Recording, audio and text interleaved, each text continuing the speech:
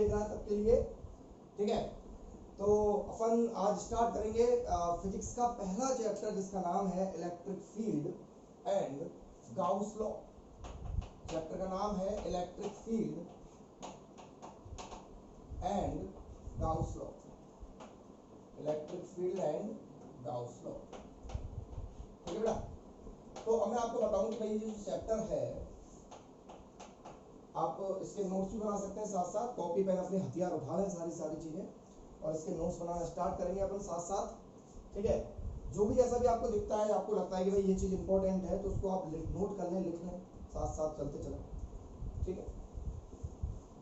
तो एक्चुअली मैं बता दूं कि ये चैप्टर जेई के हिसाब से, नीट के हिसाब से बहुत इंपॉर्टेंट है। और मैं यहाँ देखिए, मैं ज्यादा थ्योरी की बात नहीं करूँगा, मैं थ्योरी की बात इसलिए नहीं करूँगा कि किताबों में बहुत कुछ लिखा हुआ होता है, वहाँ से आप पढ़ सकते हैं आराम से, कोई दिक्कत नहीं है।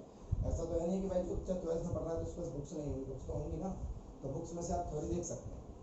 हम यहाँ बात करेंगे कॉन्सेप्चुअल चीजों की, रीजनिंग वाली चीजों की, लॉजिकल चीजों की, और कुछ इंपॉर्टेंट जेई के और नीट के क्वेश्चंस के बारे में बात करेंगे, ठीक है। उन सारी चीजों को आप नोट कर लें, वो आपको किताबों में नहीं मिलेंगी, उनको आप यहाँ देखें, और कंटिन्यूस आपको हर एक दो दिन में अच्छे लेक्चर्स इस चैप्टर के मिल जाएंगे। करीब 7 या 8 लेक्चर्स के अंदर ये चैप्टर हमारा कंप्लीट करेंगे अपन, ठीक है। तो स्टार्ट करते हैं अपना electric field and Gauss law, chapter number 1 है, ठीक है। चैप्टर नंबर 1 है इसका, फिजिक्स का अपना 12th क्लास का, ठीक है। हाँ, और अपन प्योर कंप्लीट बात करेंगे जेई मेंस और नीट के बारे में। जितने भी सारे क्वेश्चंस मैं आपको यहाँ लिखाऊंगा, आप उनको अपनी कॉपी में अच्छे से नोट करें, उनको रिवाइज करें, और उनके दम पे बहुत सारी बुक्स के जो क्वेश्चन, जो भी आप बुक प्रेफर करते हैं, SL अरोड़ा है, SC वर्मा है, या फिर और भी कोई बुक आती है, प्रदीप की बुक है, बहुत सारी बुक आती है, रोडो है, आप उनके क्वेश्चंस आराम से इस वीडियो के थ्रू लगा सकते हैं। आप कॉन्सेप्ट को समझे अच्छे से, ठीक है। तो सबसे पहले मैं बात करता हूँ कि ये जो चैप्टर है ये इलेक्ट्रोस्टैटिक ब्रांच है। किस ब्रांच का चैप्टर है ये? इलेक्ट्रोस्टैटिक का। इलेक्ट्रोस्टैटिक का मतलब क्या होता है आपको बताइए? Electrostatic is the branch of physics जिसमें अपन स्टडी करते हैं किसी चार्ज की, किसकी स्टडी करते हैं? किसी चार्ज की स्टडी करते हैं। इलेक्ट्रोस्टैटिक फिजिक्स की वो ब्रांच है जिसमें अपन चार्ज की स्टडी करते हैं, और चार्ज की कंडीशन भी क्या होनी चाहिए? स्टेशनरी होनी चाहिए। स्टेशनरी मतलब चार्ज रुका हुआ होना चाहिए, रुका हुआ, स्टॉप। स्टेशनरी कंडीशन में चार्ज होना चाहिए, ठीक है।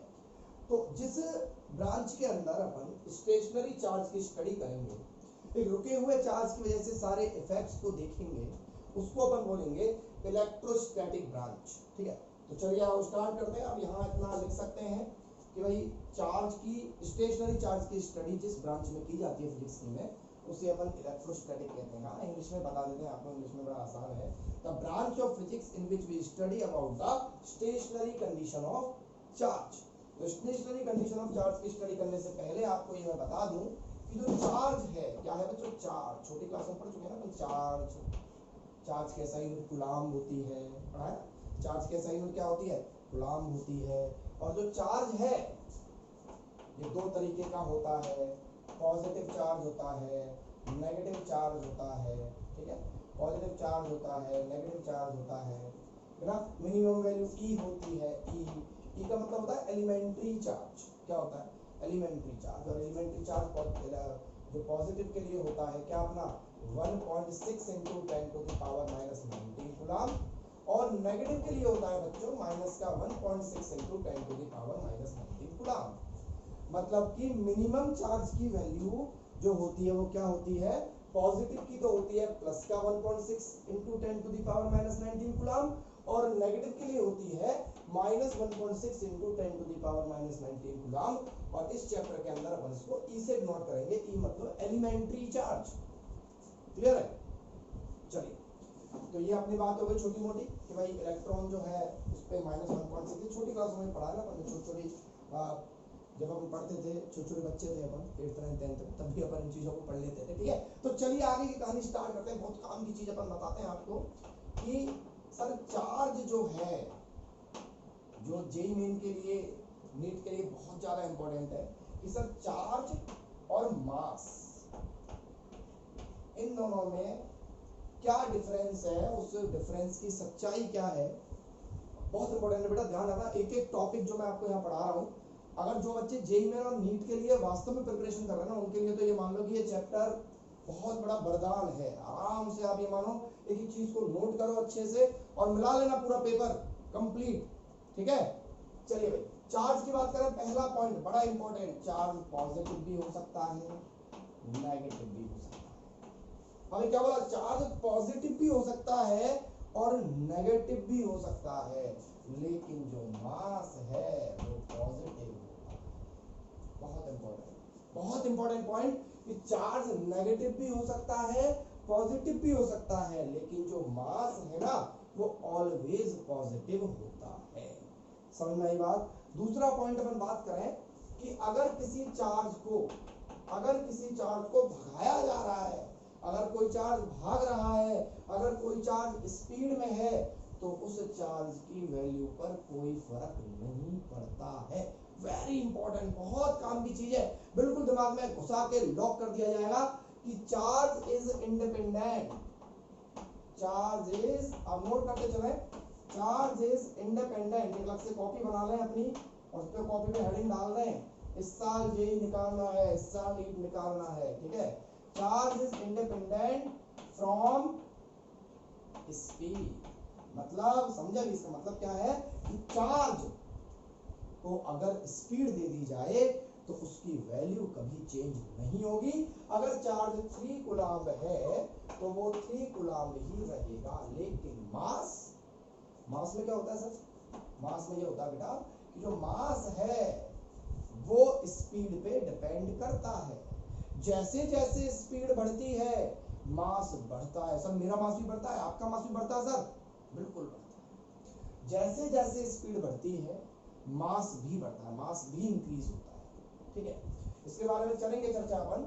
m naught upon under root 1 minus c square upon v square, 1 minus c square upon v square. यहाँ पे जो c है, यहाँ पर जो c है वो स्पीड ऑफ लाइट है, स्पीड ऑफ लाइट है।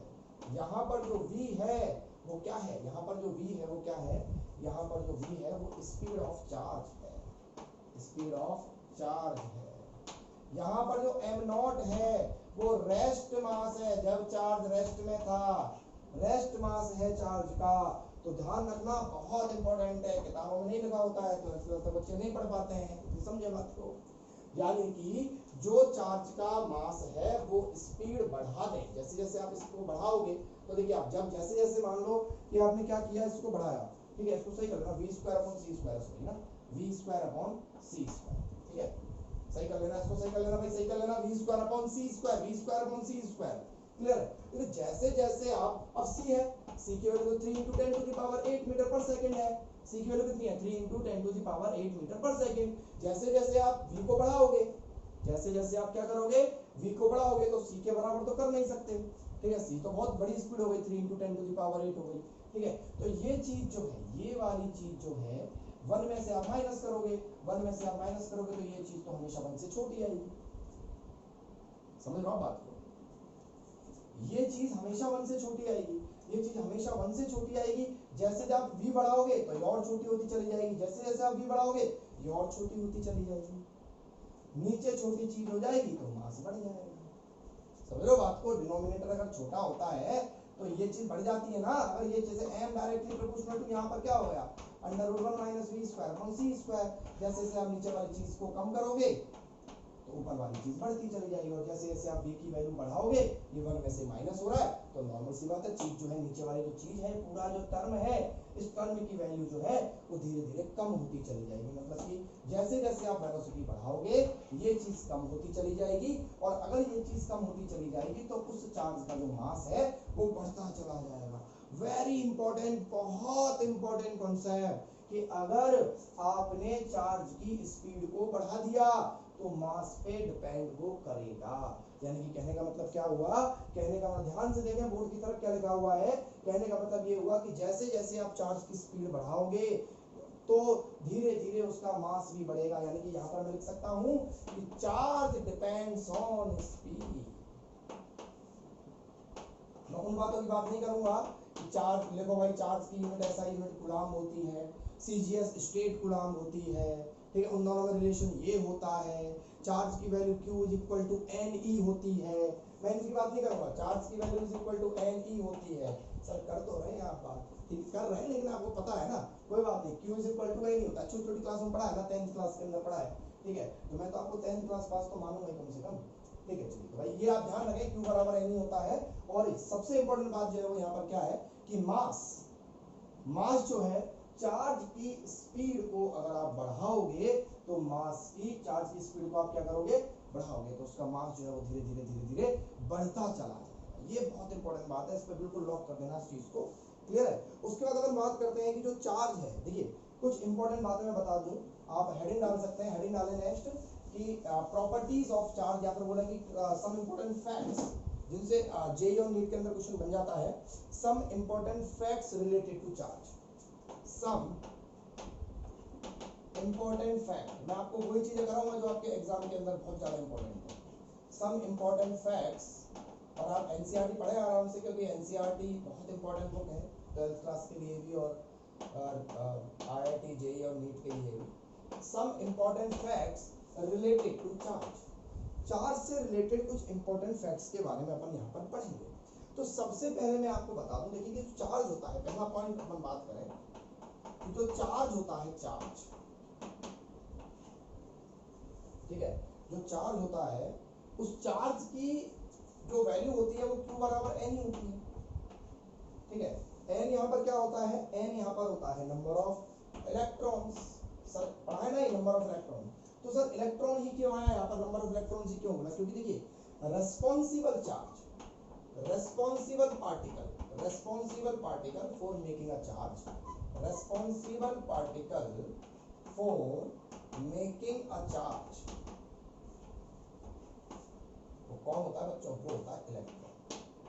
इस इलेक्ट्रॉन, याद रखें कि ध्यान रखना, अगर किसी भी चीज को चार्ज बनाना है तो केवल और केवल भैया किसका योगदान है उसके अंदर, इलेक्ट्रॉन का योगदान है। कैसे है सर, देखिए कोई एटम है X, ठीक है, इसमें से इलेक्ट्रॉन बाहर निकल गया, कोई एटम है X, उसमें से क्या हुआ, इलेक्ट्रॉन बाहर निकल गया, इलेक्ट्रॉन बाहर निकल गया तो वो चीज बन जाती है पॉजिटिव चार्ज, और अगर किसी एटम के अंदर इलेक्ट्रॉन आ गया तो वो चीज बन जाती है नेगेटिव चार्ज, ठीक है। केमिस्ट्री में इसको बोलते हैं कैटायन एनायन, कैटायन एनायन, याद है आपको।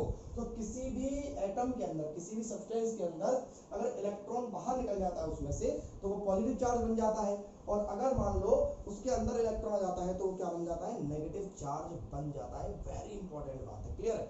अच्छा, दूसरी प्रॉपर्टी यहाँ पर बात करें अपन, पहली प्रॉपर्टी में लिख देता हूँ कि लिख दी थी मैंने अभी कि electron is responsible particle, electron is, लिखते जाएं आप साथ साथ, बहुत मजा आएगा आपको अगर आपके नोट्स धीरे धीरे जब कंप्लीट हो जाएंगे ना पूरे इलेक्ट्रिक फील्ड के, और आप उनको पढ़ के जेईई मेंस के, नीट के क्वेश्चन का, तो बड़ा कॉन्फिडेंस क्रिएट होगा आपके अंदर, सर मजा आ रहा है, ठीक है। और करीब 2 या 3 महीने के अंदर अपन पूरी फिजिक्स को कंप्लीट कर लेंगे। Electron is responsible for charge, very important बात है, इसका ध्यान रखें। दूसरा सबसे इंपॉर्टेंट पॉइंट यहाँ पर ये होता है कि देखिए अट्रैक्शन और रिपल्शन, ये दो फिनोमेना होते हैं जो चार्ज के बीच में होते हैं, ठीक है। अगर सेम चार्ज है तो रिपल्शन होगा, लाइक चार्ज है तो रिपल्शन होगा, लेकिन अनलाइक चार्ज है तो क्या होगा, अट्रैक्शन होगा नहीं होगा।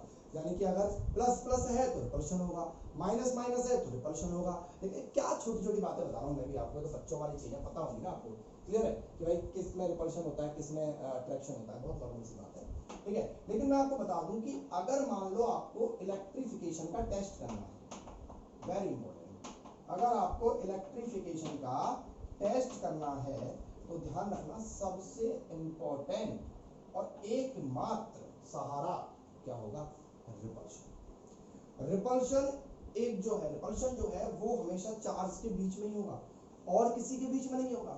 अट्रैक्शन तो बहुत चीजों के बीच में होता है, अट्रैक्शन तो दो ऑब्जेक्ट के बीच में भी होता है जिसको ग्रेविटेशन कहते हैं, तो क्या वो दोनों चार्ज है, नहीं है ना। तो रिपल्शन केवल और केवल किसके बीच में होता है, चार्ज के बीच में होता है। तो ये क्वेश्चन अगर आ जाता है एग्जाम के अंदर कि रिपल्शन और अट्रैक्शन में से कौन एग्जैक्ट इंफॉर्मेशन देता है चार्ज के बारे में, तो वो है रिपल्शन। तो लिखें इस पॉइंट को कि repulsion is repulsion is exact test for electrification. Repulsion is exact test of electrification. Clear है? ओके। तीसरी यहाँ पर सबसे इंपॉर्टेंट प्रॉपर्टी बता देता हूँ मैं, आपने नोट कर लिया होगा, ठीक है। तीसरी यहाँ पर सबसे इंपॉर्टेंट प्रॉपर्टी है conservation of charge. Conservation of charge, conservation का नाम तो बहुत आपने ये मान लो कि 9th क्लास से सुनते सुनते आते हैं, कंजर्वेशन कंजर्वेशन कंजर्वेशन, पता नहीं है क्या है कंजर्वेशन। इसका मतलब होता है कि charge can neither be created nor be destroyed. Charge जो है वो ना तो क्रिएट किया जा सकता है और ना ही डिस्ट्रॉय किया जा सकता है, बट ट्रांसफॉर्म किया जा सकता है। कैसे? सर क्यों? अभी तो आपने बोला था कि इलेक्ट्रॉन दे दो तो चार्ज जो है वो क्या हो जाएगा, बन जाएगा। इलेक्ट्रॉन दे दो नेगेटिव बन जाएगा, इलेक्ट्रॉन निकाल दो पॉजिटिव बन जाएगा। वो तो इलेक्ट्रॉन का ट्रांसफर किया था, इलेक्ट्रॉन क्या था, चार्ज था ना। ट्रांसफर किसका किया था, चार्ज का किया था। क्लियर है? तो ध्यान रखना, electron charge neither be created nor be destroyed, but it can transform, लिख लेना, but it can transform from one form to another form। Clear है? बहुत आसान है। चार्ज एक पॉइंट से दूसरे पॉइंट पे ट्रांसफर किया जा सकता है, ठीक है ना, लेकिन कभी डिस्ट्रॉय नहीं हो सकता और कभी क्रिएट नहीं किया जा सकता। यानी कि मैं आपको बोलूं सीधा सीधा शब्दों में कि टोटल चार्ज, बहुत important line, very very important line, 7 star line और 14 स्टार लाइन, 21 स्टार लाइन, कितनी लाइन लिख लो आप, ठीक है ना, कि जो total charge of an isolated, total charge of an isolated system remains, ये बहुत इंपॉर्टेंट लाइन लिखने जा रहा हूं मैं, remains constant। Total charge of an isolated system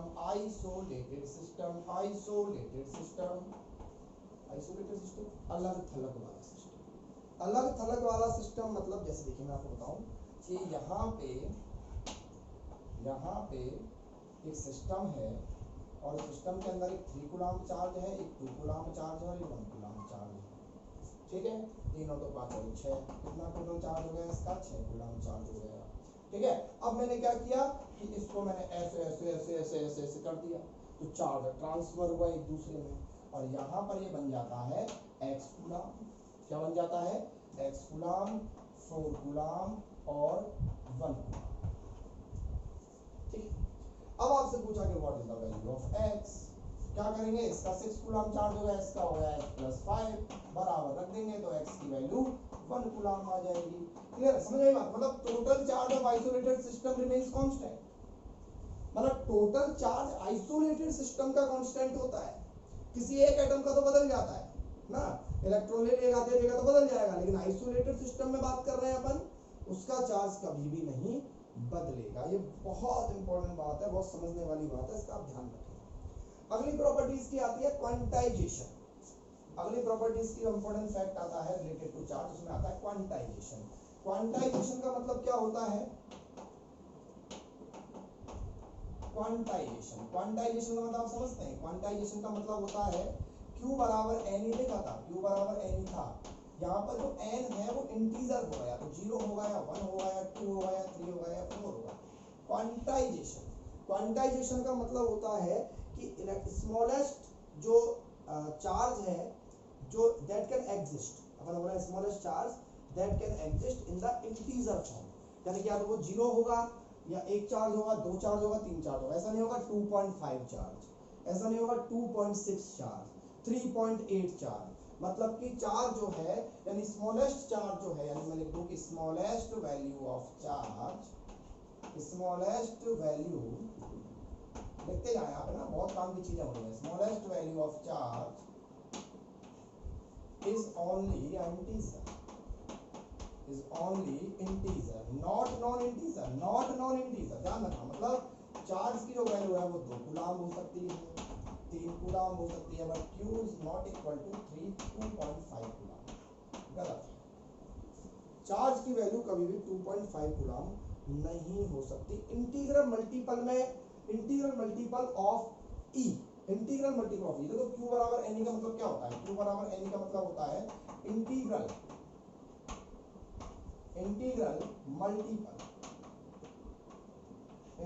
multiple of ई का इंटीग्रल ऑफ मल्टीपल, समझ रहे, उसको अपन बोलते हैं चार्ज।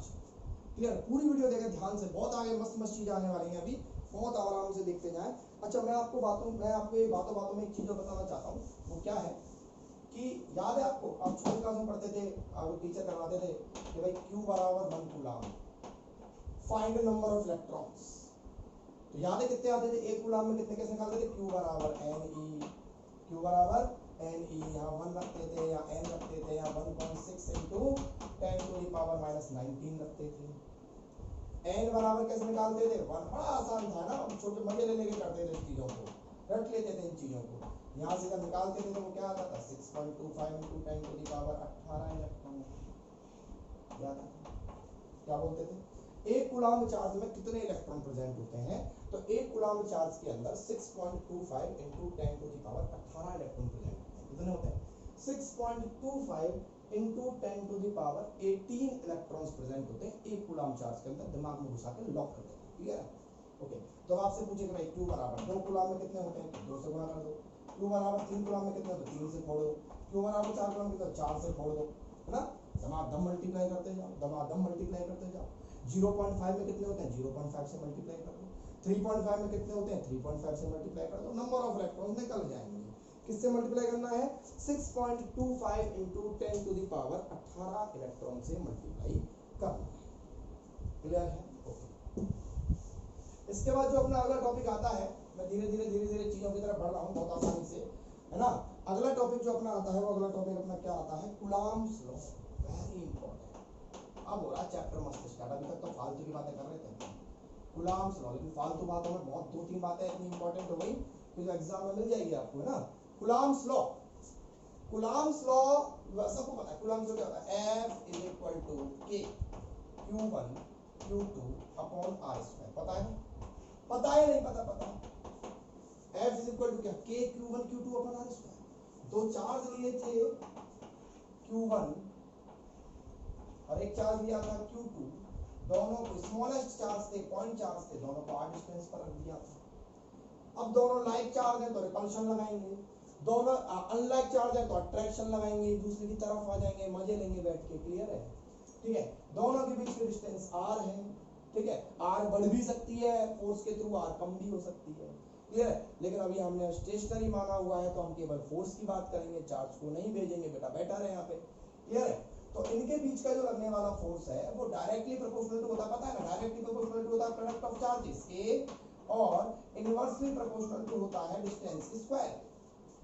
ठीक है, अरे सर क्या बता रहे, तो आता है सर हमको, कोई नई चीज बताओ सर, नई चीज क्या बताओ सर, नई चीज बताओ कि सर जो है ये Q1 Q2 के बीच में जो r डिस्टेंस है, इनके बीच में लगने वाला force K Q1 Q2 upon r² है।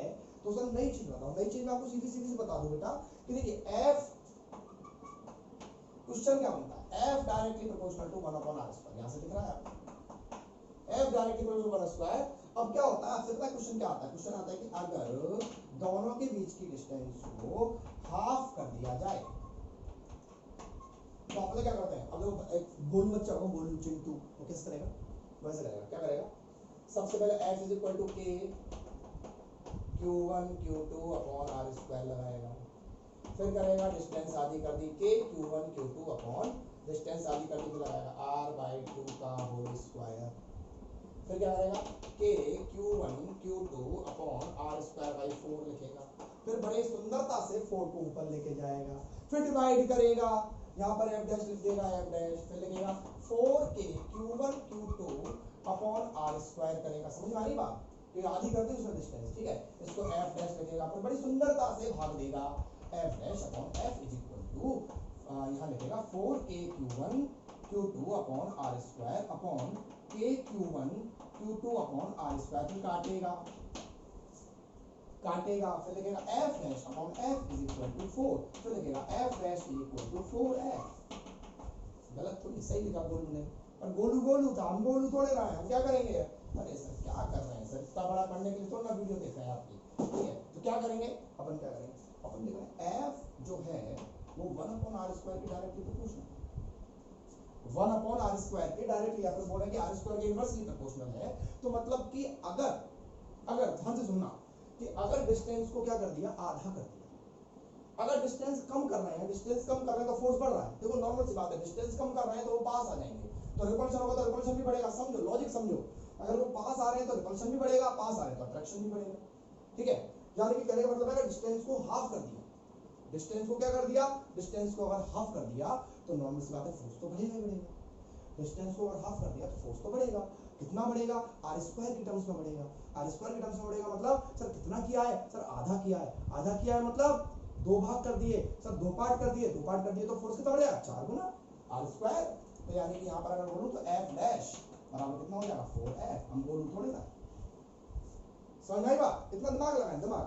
अगर मान लो आपसे बोल दिया डबल कर दिया, डबल, सर r को अपने डबल कर दिया, r को आपने क्या कर दिया, डबल कर दिया, डबल कर दिया मतलब डबल कर दिया तो इसका मतलब फोर्स कम हो जाएगा। कितना कम हो जाएगा, r² की टर्म्स में कम हो जाएगा, r² की टर्म्स में कम हो जाएगा तो f डैश बराबर क्या हो जाएगा, f/4 हो जाएगा। सर f/4 हो जाएगा, हम तो जानते हैं, हम जानते हैं 2 का स्क्वायर 4 होता है, 4 होता है, 2 का स्क्वायर कितना होता है, 4 होता है।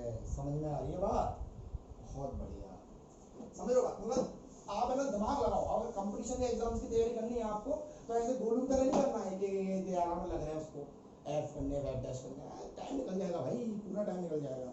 उसके बाद करते हैं एक बहुत ही इंपॉर्टेंट कॉन्सेप्ट यहाँ बनता है, difference, difference, difference NCE, difference between, difference between coulomb law, Coulomb's law and gravitation law, gravitation law, gravitational law 11th में पढ़ा था। वो क्या होती है सर, 11th क्लास क्या होती है सर, 11th क्लास भी ठीक है सर, 10th और 12th के बीच में। हाँ बेटा ठीक, तुमने नहीं पढ़ी ना, तो ध्यान से देखो।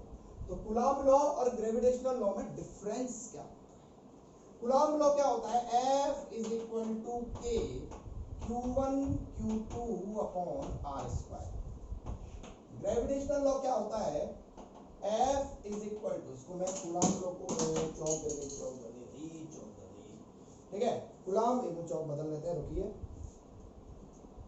कूलम्ब लॉ के Q1 Q2 अपन r² होता है, और ये जो है ग्रेविटेशनल लॉ जो होता है Fg लिख देता हूं मैं, ये होता है Gm1 m2 अपॉन r²। मतलब मैं इसका डायग्राम बना दूं, Q1 Q2 distance between them is r, m1 m2 distance between them is r, ठीक है। जरूरी नहीं कि r बराबर है, मैं दोनों को मतलब ऐसे सॉल्व नहीं कर रहा हूँ, ठीक है ना। ओके, अब यहाँ पर बात करते हैं अपन, सबसे पहले सिमिलरिटी की बात कर लेते हैं, दोनों में सिमिलरिटीज क्या होती है, दोनों में सिमिलरिटीज क्या होती है। सिमिलरिटीज क्या होती है दोनों में, देखिएगा। सबसे पहला सिमिलरिटी जो है, पहली सिमिलरिटी जो है यहाँ पर, पहला सिमिलरिटी, पहली सिमिलरिटी, पहली सिमिलरिटी की बात कर रहे हैं। पहली सिमिलरिटी यहाँ पर क्या होती है कि दोनों ही इनवर्स स्क्वायर लॉ को फॉलो करते हैं, दोनों ही क्या करते हैं, इनवर्स स्क्वायर लॉ को फॉलो करते हैं, इनवर्स स्क्वायर लॉ को फॉलो करते हैं, इनवर्स स्क्वायर लॉ फॉलो करता है। इनवर्स स्क्वायर लॉ क्या होता है सर, देखिए यहाँ पे क्या हो रहा है, F is directly proportional to 1/r²। याद तो किया था ना, आप हो जाए तो 4 गुना हो जाएगा वो वाला सीन है ना। और ये भी देखिए F is directly proportional to r², मतलब उसमें भी ऐसा हो जाता है, तो उसमें भी ऐसा होता है, ठीक है। ओके, बहुत बढ़िया सर। दूसरा, दोनों ही फोर्स अलोंग लाइन लगते हैं। अलोंग लाइन का मतलब नहीं समझे सर हम, देखिए यहाँ पे फोर्स लगेगा तो ऐसे लगेगा, ऐसे नहीं लगेगा, यूं यूं ऐसे नहीं लगेगा, इन दोनों के बीच में ऐसे लगेगा, इसी लाइन के बीच में लगेगा जो ज्वाइन कर रहा है, ठीक है। और यहाँ पर भी इसी लाइन के बीच में लगेगा। तो ये तो हो गई आपकी क्या, इनवर्स तो इनवर्स स्क्वायर लॉ को फॉलो करता है, और एक क्या करता है, दोनों ही अलोंग लाइन लगते हैं, ठीक है ना। अब दूसरी बात करें अपन, देखिए डिससिमिलरिटी ना, मतलब डिफरेंसेस क्या होते हैं दोनों में, डिफरेंसेस बहुत इंपॉर्टेंट है। असर्शन रीजन वाले क्वेश्चन आते हैं ना एग्जाम के अंदर, असर्शन रीजन वाले जो क्वेश्चंस आते हैं, ये चौक को क्या हो गया, असर्शन रीजन वाले जो क्वेश्चन आते हैं वो बड़े काम के होते हैं, इन चीजों से ध्यान रखना है, एक चीज से, ठीक है। इसमें सबसे इंपॉर्टेंट बात, नंबर 1 बात, देखिए जो ये जो अट्रैक्शन फोर्स है, यानी ये वाला जो कूलम्ब फोर्स है, कूलम्ब फोर्स जो है उसमें अट्रैक्शन भी होगा और रिपल्शन भी होगा, ठीक है। अट्रैक्शन भी होगा और क्या होगा, रिपल्शन भी होगा। लेकिन जो ग्रेविटेशनल फोर्स है, क्या है, ग्रेविटेशनल फोर्स, उसमें केवल क्या होगा, उसमें केवल क्या होगा, उसमें अट्रैक्शन होगा। समझ में आया, समझ में आया। जो कूलम्ब फोर्स है उसमें अट्रैक्शन भी होगा, रिपल्शन भी होगा, लेकिन जो ग्रेविटेशनल फोर्स है उसमें केवल अट्रैक्शन होगा। ओके सर, समझ में आ गया सर। अगला पॉइंट बताओ सर, अगले पॉइंट के लिए बेताब हो रहे हैं अपन। तो अगला पॉइंट देखिए क्या हो सकता है इंपॉर्टेंट इसमें, कि भाई ये जो कूलम्ब फोर्स है ना, कूलम्ब फोर्स, कूलम्ब फोर्स जो ये जो कूलम्ब फोर्स है, ये मीडियम से क्या कहते हैं, मीडियम पे डिपेंड करता है, डिपेंड्स ऑन मीडियम। ये पढ़ा होगा ना आपने, डिपेंड्स ऑन मीडियम। क्यों सर, कैसे पता लगा सर आपको डिपेंड्स ऑन मीडियम? देखिए कैसे, ये जो k है, k, इस k की वैल्यू क्या होती है, 9 × 10⁹ होती नहीं होती, बताओ k की वैल्यू क्या होती है, 9 × 10⁹। किसके लिए होती है, एयर के लिए होती है। परमिटिविटी पढ़ाएंगे आपको, किसके लिए होती है, k के लिए, ये एयर के लिए होती है। लेकिन अगर आप उसको ऑयल में ले जाओ, उसको वाटर में ले जाओ, तो क्या है, k की वैल्यू बदल जाएगी, बदल जाएगी। ये बदल जाएगी तो क्या बदल जाएगा, फोर्स बदल जाएगा। तो इसकी जो वैल्यू है वो डिपेंड्स कर रही है मीडियम के ऊपर, लेकिन जो ग्रेविटेशनल फोर्स की वैल्यू है वो not depends on medium, not depends on medium, वो मीडियम पे डिपेंड नहीं करती है। बहुत इंपॉर्टेंट बात है, समझ गए बात को। ग्रेविटेशनल फोर्स की जो वैल्यू है वो मीडियम पे डिपेंड, नोट करते जाना आप, बिल्कुल नोट्स बनाते जाओ प्रॉपर तरीके से, बड़ा मजा आता जाएगा आपको पढ़ने में, बहुत मजा आएगा, देखना आप। क्लियर है? चलिए एक बहुत छोटा सा यहाँ पर अपन क्वेश्चन ले लेते हैं। क्लियर है? Question, a charge Q is divided. देखिए फालतू क्वेश्चन मैं नहीं करवा रहा हूँ ना, फर्जी क्वेश्चन जो होते हैं कि भाई आपको Q1 की वैल्यू दे दी, Q2 की वैल्यू दे दी, R की वैल्यू दे दी, निकालो। ठीक है, F की वैल्यू दे दी, Q1 की वैल्यू दे दी, Q2 की वैल्यू दे दी, R की वैल्यू निकालो, तो कर लेना है ना। बुकों में बहुत क्वेश्चन होते हैं इस तरीके के। हम बात करेंगे, मेन फोकस कर रहे हैं किस पे, IIT नीट। ठीक है, a charge Q is divided in two parts. Charge है उसको दो पार्ट्स में मैंने डिवाइड कर दिया है, such that when these two parts are kept at some distance या separation, the force between them, force Fe between them is maximum, find the charge on each point। मतलब क्या किया, एक चार्ज था उसको दो पार्ट में तोड़ा, दो पार्ट में तोड़ के उनको कुछ डिस्टेंस पर रख दिया, है ना। तो अब चार्ज की वैल्यू बताओ कि उनके बीच में लगने वाला फोर्स क्या हो, मैक्सिमम। तो देखिए यहाँ पर एक बहुत इंपॉर्टेंट कॉन्सेप्ट लगेगा, और ये कॉन्सेप्ट आप याद रखेंगे तो आपको आगे क्वेश्चंस में भी काम आएगा, वहां भी लगा सकते हैं आप ना। तो क्या है कि आप चार्ज है Q, चार्ज Q को डिवाइड कर दो, एक x में कर दो, एक Q माइनस x में कर दो, या आपका जो भी फेवरेट वर्ड हो, x की जगह जो भी आपका फेवरेट हो उसमें कर सकते हैं। ठीक है, होते हैं किसी के फेवरेट शब्द। एक x और एक Q माइनस x, इनको रख दिया, एक x रख दिया यहाँ पर और एक यहाँ पर रख दिया इसको Q माइनस x। इनके बीच की डिस्टेंस ले लेते हैं, r हो गई। क्या होगा, इनके बीच की डिस्टेंस r हो गई। दोनों के बीच में फोर्स बताएंगे, फोर्स दोनों के बीच में फोर्स हो गया k Q1 Q2 upon r square, k Q1 Q2 upon r square, है ना। k Q1 Q2 upon r square. अभी एसएचएम वाले क्वेश्चंस भी लेंगे अपन, है ना। चार्ज ऐसे गया यूं जा रहा है, बार-बार इधर हो रहा है, उसको एसएचएम टाइप क्वेश्चंस, उनका टाइम पीरियड निकालेंगे, उनका मोशन की उनकी वेलोसिटी निकालेंगे, स्पीड निकालेंगे, ऐसे क्वेश्चंस भी लेंगे अपन। सुपरपोजिशन भी पढ़ेंगे, लेकिन अगले लेक्चर में पढ़ेंगे। आज अपन यहाँ फिनिश करेंगे थोड़ा सा, तो इसको देखिए। F is equal to k Qx, multiply तो जानते होंगे शायद अपन, है ना, minus kx square upon r square, minus का kqx minus kx square upon r square. अब देखिए होता क्या है कि अपन को करना क्या है, मैक्सिमम वैल्यू क्या करनी है, जीरो। क्या करनी है, df अपॉन dx। देखिए होता क्या है, df अपॉन dx अपन को क्या करना है, जीरो करना है। क्योंकि देखिए मैं आपको बताऊं, ये मैक्सिमम मिनिमम का क्वेश्चन है। जब भी किसी चीज के मैक्सिमम की और मिनिमम की बात की जाए, ठीक है, तो आपको क्या करना है, उस चीज का x के रिस्पेक्ट में क्या करना है, डिफरेंशिएशन जीरो करना है। बहुत इंपॉर्टेंट बात है, ध्यान रखना। तो df अपॉन dx, ठीक है सर, आता था सर, क्या फर्जी बातें कर रही है, आता है मुझे, नहीं आता है, मैं उन बच्चों के लिए बता रहा हूँ भाई जिनको नहीं आता है। ठीक है, df अपॉन dx, अच्छा पहले उसको अलग कर लेते हैं sir.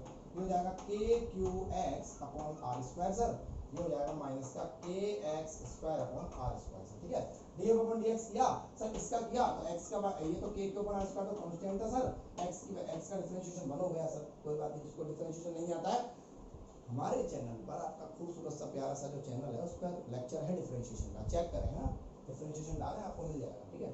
k upon r square और ये हो जाएगा 2x, ठीक है, x स्क्वायर का क्या हो जाएगा 2x हो जाएगा, ठीक है, बराबर रख देंगे इसको 0, df अपॉन dt मतलब कि अगर आपको चार्ज की वैल्यू निकालनी है ना, आपको किसकी वैल्यू निकालनी है, चार्ज की। देखो क्या हुआ यहाँ पे, डिस्टेंस को तो चेंज किया हुआ नहीं है, चार्ज को चेंज किया है ना, चार्ज को तोड़ा है, डिस्टेंस तो वही है r है, तो उसको कांस्टेंट मानेंगे अपन, है ना। यहाँ पे क्या हो जाएगा kq, इसको kq अपॉन r स्क्वायर बराबर k * 2x upon r square गया, कैसे k गया, क्या बचा सर q बराबर तो 2x बच रहा है सर, ओके बेटा 2x बच रहा है ना।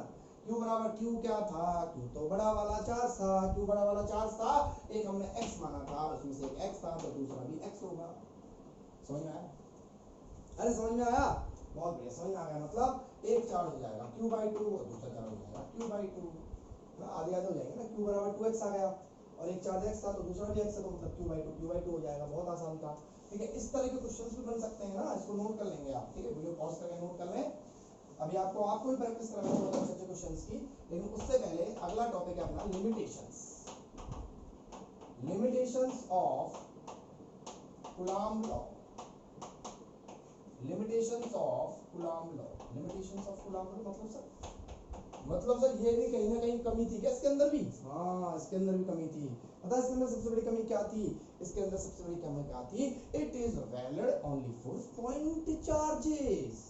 वेरी गुड, बहुत बढ़िया, पहला point valid only for point charges, valid only for point charges के लिए वैलिड था। और एक ऐसी चीज जो आपने बिल्कुल नहीं, ये तो सर हमको आता था, ठीक है सर, ठीक है हम पढ़ लेते हैं सर, पॉइंट चार्जेस के लिए होता है।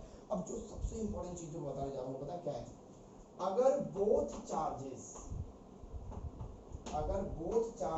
आर इन रेस्ट, अगर दोनों चार्जेस रेस्ट में है तो वैलिड है।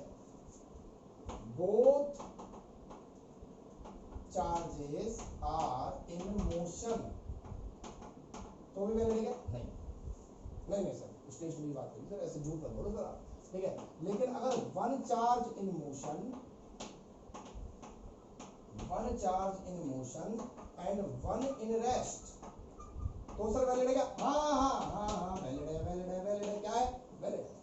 अगर एक चार्ज रेस्ट में है और एक चार्ज मोशन में है तो इलेक्ट्रोस्टैटिक का कूलॉम लॉ वैलिड है, याद रखेंगे, क्लियर है, अच्छे से पढ़ते रहिए और इस लेक्चर का रिवीजन